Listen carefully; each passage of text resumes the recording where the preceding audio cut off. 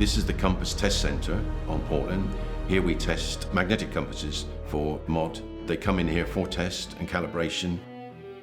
We calibrate magnetic compasses and we need a magnetically clean environment. This facility is in a totally unique environment. The actual geology of the island here is non-magnetic rock. It means that the only magnetic field we have to contend with is the Earth's natural magnetic field, which is always around us all the time. We have various compasses come in from either naval warships or RAF compasses for different means, and we conduct functional testing of each of those compasses. Our customers demand and expect high quality of products and services, which is exactly what we provide before we send that product back out the gate again. We originally started at ACO Slough, the Admiralty Compass Observatory. We moved here early 90s and we've been here since.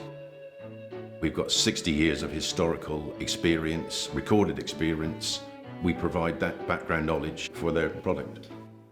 There is no other place like this within the UK.